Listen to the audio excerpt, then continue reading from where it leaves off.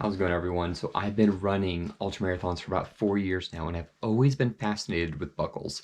There's been some races I signed up for just because the buckle is so beautiful, and I think we've all kind of done that before.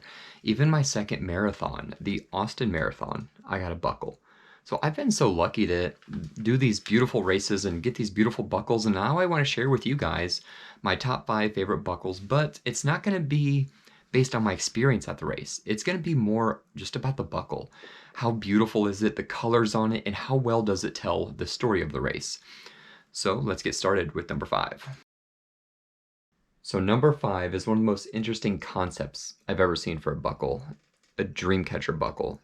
This is so beautiful, and the story behind it is amazing as well. You may have read the book Killers of a Flower Moon, or maybe you're going to see the movie coming out with it, and it's about the history and the story of the Osage Indians in that area. So for this buckle to have the feathers down below to make it a Dreamcatcher buckle, you have the coyote howling at the moon, and if you look closely, you can see the very backdrop here has craters because that's the moon. Then you have the flower and the peace pipe and just the beauty of this buckle. It's so awesome. It tells a great story, and it's only number 5.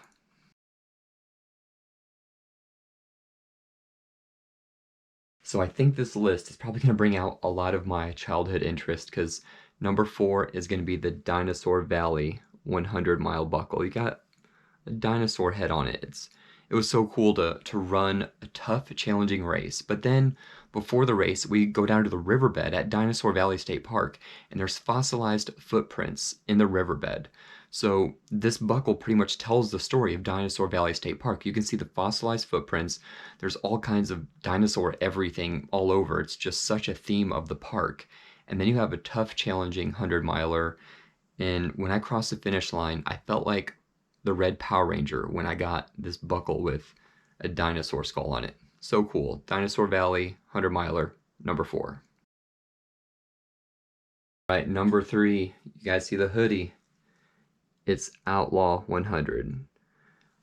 The hardest race I've ever ran, and so if it was just based on that, this buckle would be number 1, but throughout history, you got the old outlaws, and they would rob banks and stagecoaches, and then they would hide out in eastern Oklahoma because eastern Oklahoma is pretty much Arkansas terrain. It's so rocky and technical. So Robbers Cave State Park has a lot of that history built into it. So having the Outlaw 100 with the outlaw with the 2 guns is just such a cool buckle, and easily number 3 for me. The Badger 100 was such a fun race, but this isn't about the race. This is about the buckle. And this buckle tells the story of the race. You have the Badger. You have the Muskie on there for the Muskie half. There is Orangeville, Illinois to Belleville, Wisconsin. You have the tunnel because this is an old rail trail that has a tunnel that runners should be able to run through next year. And then this buckle tells the story of my race as it informs you that I finished over 30 hours, which is typical. So I love this buckle because it's beautiful, it tells a story, and it's simplistic.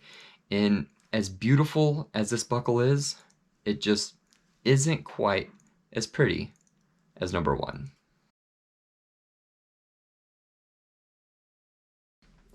All right, we made it to number 1, and my favorite buckle is another Flower Moon buckle. When I first got that Dreamcatcher buckle, I was like, there's no way it can get better than this. And then Outlaw did themselves. Look at how beautiful this is, the beautiful colors. You have the white owl flying with the peace pipe. And look at the size of this thing. Amazing. And I only had to run 50 miles to get this buckle. So you've seen that with a lot of my buckle collections. I've finished 10 100-mile races, but most of my favorite buckles are buckles from 50 milers. And so I know that purists out there think you have to run 100 miles to get a buckle, but just to see the joy on someone's face when they hold a buckle like this, it's so great to see at the finish line. And I think if you see it enough, you might change your mind on it. And I know Outlaw 100 this year is going to have buckles for all distances. There's going to be the smaller distance, the smaller size of your buckle. So I love buckles. I'm happy to share my top 5 with everyone, and I want you guys to share your favorite buckle with me.